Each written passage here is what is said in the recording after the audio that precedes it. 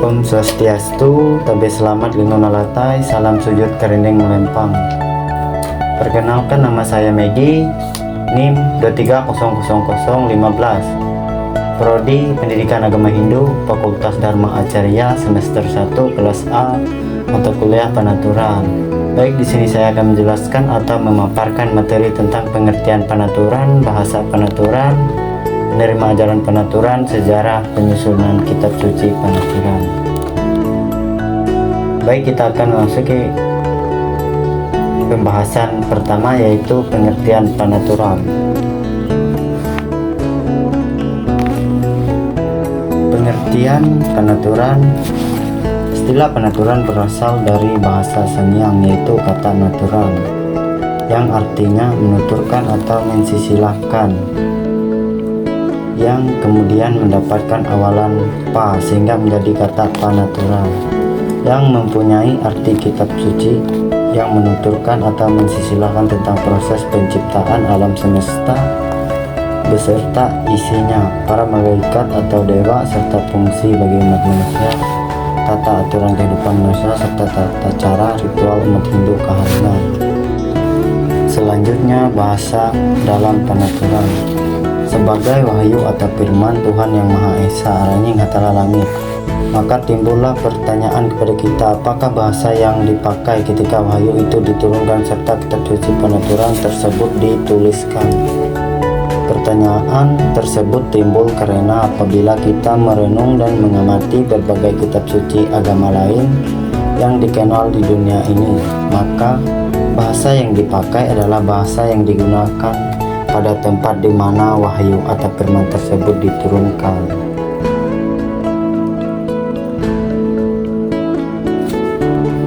Dan pada intinya, bahasa yang digunakan dalam Panaturan yaitu bahasa Sanyang. Selanjutnya yaitu penerima ajaran Panaturan. Sumber dari segala pengetahuan yang ada dan diberi gelar Saraswati. Dengan senantiasa mempelajari mengingat pengetahuan yang telah diperoleh, maka sesungguhnya telah memuja Saraswati, yakni perwujudan Tuhan sebagai penguasa pengetahuan yang dalam ajaran leluhur Hindu Keharingan dikenal dengan sebutan Bawi Ayah. Dengan demikian, maka hidup akan senantiasa terarah karena melangkah dengan tuntunan pikiran dan yang tercerahkan. Selain dari fenomena yang kita saksikan tersebut, hal serupa juga dikisahkan dalam sejarah kehidupan leluhur Hindu Keharingan, yang segala bentuk ajaran yang disampaikan oleh Ranying Hatala atau Tuhan. Panaturan merupakan kitab suci umat Hindu Keharingan yang dijadikan pedoman dalam menjalankan kehidupan sehari-hari. Panaturan merupakan masyarakat Dayak di Kalimantan Tengah mengenal adanya kepercayaan asli yang disebut Keharingan. Pada awalnya kepercayaan Keharingan tidak memiliki kitab suci dan ajarannya hanya disampaikan secara lisan dari satu generasi ke generasi berikutnya. Ajaran-ajaran ini disebut sebagai Panaturan. Ranying Hatala Langit menurunkan sekelompok pengajar yang disebut dengan Bawi Ayah untuk mengajar kembali ajaran-ajaran dan tata ritual. Selanjutnya, sejarah penyusunan kitab suci Panaturan. Proses Panaturan menjadi sebuah kitab suci sangatlah panjang. Hal ini dapat kita lihat dari perjuangan tokoh-tokoh Keharingan yang dimulai dari Rapat Damai Tumbanganon.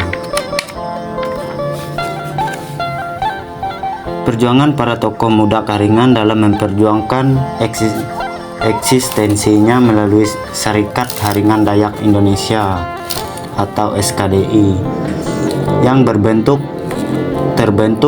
pada tanggal 20 Juli 1950 dalam hal memperjuangkan Provinsi Kalimantan Tengah, dan melalui SKDI inilah pertama kali menyatakan Keharingan sebagai agama. Upaya-upaya yang dilakukan oleh para tokoh Keharingan untuk membuat sebuah kitab suci dalam bentuk buku pada saat itu, yaitu menghimpun data-data, tulisan-tulisan atau wahyu dari Maha Pencipta Ranying Hatala Langit yang diturunkan oleh Ranying Hatala Langit melalui Bawi Ayah kepada manusia keturunan Raja Bunu di pantai Danum Kalunen atau dunia. Mungkin hanya itu yang dapat saya paparkan tentang beberapa materi, salah satunya tadi yaitu pengertian penaturan. Selanjutnya saya akan memaparkan atau menjelaskan lagi tentang kedudukan penaturan, tujuan pembelajaran penaturan, dan garis besar penaturan.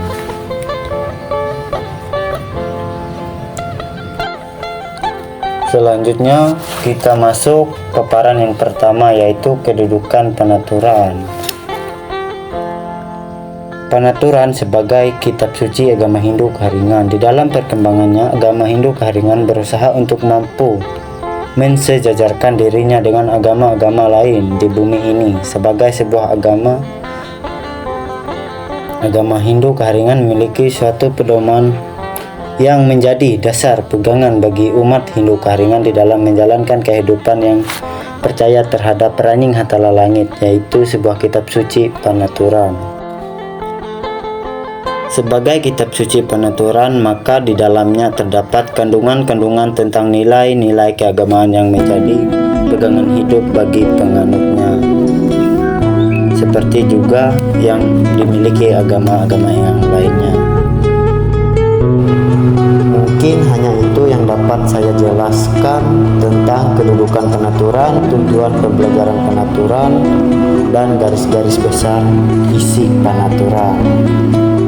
Selanjutnya saya akan memaparkan tentang keimanan dan ketakwaan kepada Tuhan Yang Maha Esa menurut penaturan, filsafat ketuhanan dalam penaturan.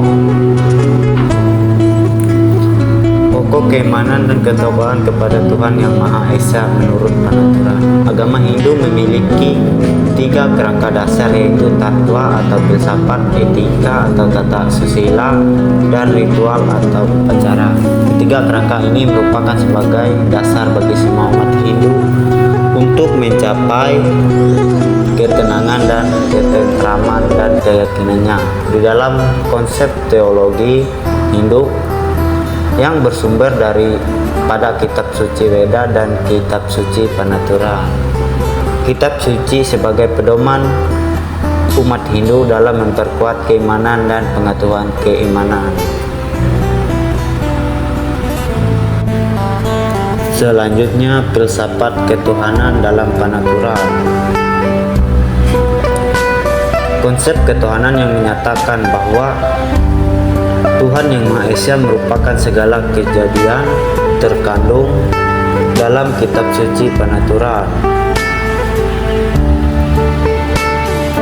yang merupakan kitab suci Hindu Keharingan, terdapat dalam Penaturan pasal 1 ayat 1. Di sini dapat kita lihat pasal 1, awal segala kejadian, ayat 1. Zaman dahulu kala, permulaan segala masa yang ada Ia adalah awal segala kejadian. Ia yang maha sempurna, diliputi oleh kekuatan dan kekuasaannya, menyatu di dalam keagungan dari kemuliaannya. Selanjutnya, saya akan membahas raja-raja atau dewa dan kemelu-kemelu atau dewi secara penaturan, dan tugas dan kedudukan raja-raja atau dewa dan kemelu-kemelu atau dewi dalam penaturan. Raja-raja atau dewa dan kemelu-kemelu atau dewi secara penaturan. Para raja dan kemelu-kemelu merupakan manifestasi Ranying Hatala melalui kemahakuasaan dan kemuliaannya yang berwujud sesuai dengan fungsi dan tujuan masing-masing bagi kehidupan manusia. Ranying Hatala menyebut nama raja dan Kemelu yang pertama tercipta ialah Raja Ujo Kenduang dan Kemelu Sintung Ujo. Mereka inilah manifestasinya Ranying Hatala yang pertama. Selanjutnya, tugas dan kedudukan raja-raja atau dewa dan kemeluh-kemeluh atau dewi dalam panaturan. Para raja dan kemeluh memiliki kedudukan berdasarkan fungsi dan tujuan mereka diciptakan serta berdasarkan tempat tinggal mereka bagi kehidupan. Seperti menyamai melingkar langit, kemeluh berumah tintan, raja menyamai tempun telun, kemeluh tempun tiawun, tingang yang menjaga dan memelihara bulan bintang, matan andau bagi kehidupan. Ranying Hatala langit dan jata belawang bulau kanaruhan Bapa Gerhintan sebagai proses penciptaan dan kemahakuasaan, karena pada saat itu penciptaan alam semesta selalu bersama jata belawang bulau kanaruhan Bapa Gerhintan. Selanjutnya saya akan menjelaskan arti, makna, dan bagian-bagian dari 5 serahan. Yang pertama, Ranying Hatala langit ketamparan. Artinya, Ranying Hatala langit ketamparan, Tuhan Yang Maha Esa adalah awal dari segalanya. Pengakuan keimanan ini memiliki arti bahwa Tuhan adalah sumber pertama yang ada, sehingga patut dipercaya dan pada akhirnya manusia akan kembali kepadanya. Yang kedua, langit ketembuan. Langit ketembuan, langit menjadi tumpuan. Artinya manusia berkeyakinan bahwa langit menjadi atap bagi makhluk di bumi dan sebagai penerangan di bumi. Yang ketiga, petak tepajakan. Petak tepajakan atau tanah tempat berpijak. Kalimat ini mempunyai arti bahwa manusia meyakini bumi sebagai tempat untuk melakukan aktivitas, juga tempat di mana manusia mendapatkan balasan atas perbuatan baik maupun buruk yang kita lakukan pada orang lain. Yang keempat, nyalung kepanduyan. Nyalung kepanduyan atau air untuk membersihkan diri. Kalimat ini berarti manusia berterima kasih pada Tuhan yang telah menciptakan air yang bisa digunakan untuk mensucikan tubuh manusia. Manusia dipercaya terlahir dengan keadaan suci, dan kelak jika sudah meninggal akan dimandikan lagi sebagai wujud kepercayaan bahwa manusia akan kembali kepadanya dalam keadaan yang suci juga.